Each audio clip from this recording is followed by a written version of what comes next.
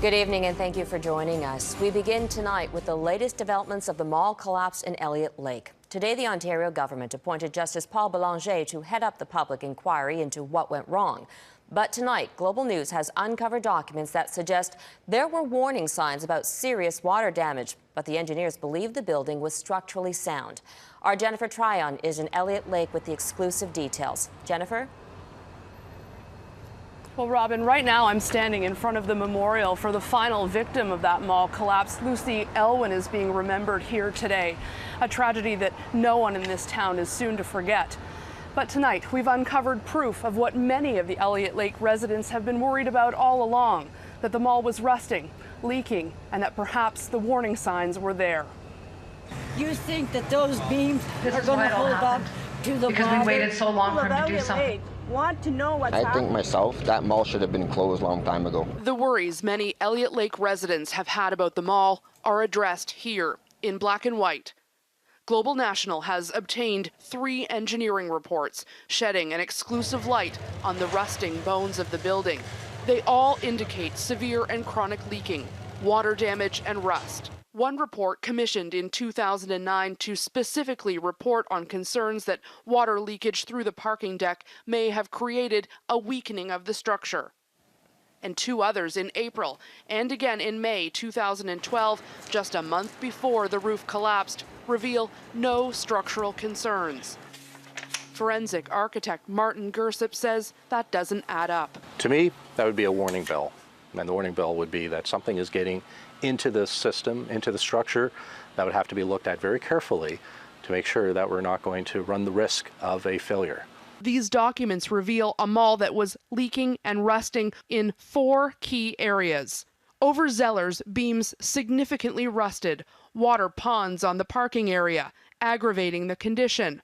Water cannot flow to drains. Structural steel has surface rusting, but no loss of steel was observed. And over the area that collapsed, evidence of serious leaks, minor surface rusting, and leaking so significant the fireproofing has fallen off due to water saturation.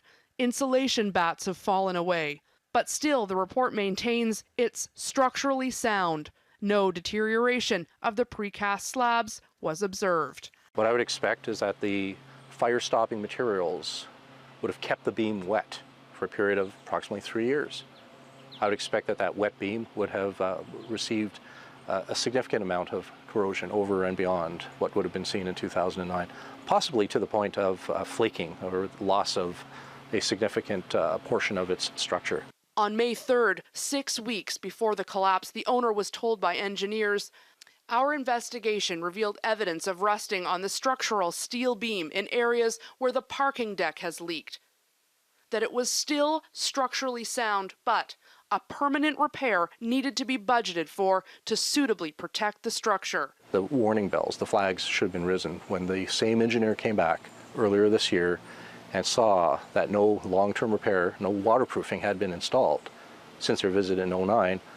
I would have expected that to have been flagged much more strongly, much more boldly. That one's the latest one. The documents indicate that they're in part to help alleviate the concerns of the city. The mayor denied having seen them or sending in their own inspectors to follow up. Did the city at the time have concerns about the state of the mall? Well, I mean, the structure itself, I'm not sure if we had any specific concerns about the structure itself. Obviously, the structure was leaking and everybody knew that to be the case. But I don't think anybody had any notion that it was going to be an imminent catastrophic failure. Roofing contractor Glenn Day says he saw damage not mentioned in these reports with his own eyes. He says he was hired to fix the roof in 2008. I had noticed that the corrosion on the beams, the corrosion on the concrete core slabs, it was quite a mess at that time, and I had brought it to the attention of the owner. He quoted the owner just under $1 million for a full waterproofing membrane, but in the end, he says he was told his services were not required. The collapse has left 2 families in Elliot Lake missing loved ones, and so many people enraged that more wasn't done to prevent it. And as the city of Elliot Lake is mourning again tonight, police continue their investigation. And it may be that these documents are already part of it, and whether there are more of them and how thorough engineering reports have been may be what determines whether anyone here is criminally responsible. Robin. Jennifer, you gave the owner had those reports, and you contacted the owner. What does he have to say? The owner refused to speak with us. We also contacted the engineering firm, M.R. Wrights and Associates in Sault Ste. Marie. They also refused to comment. I think everyone's staving off saying anything because of the criminal investigation at this point. Robin. Jennifer Tryon in Elliot Lake tonight. Thanks very much, Jen.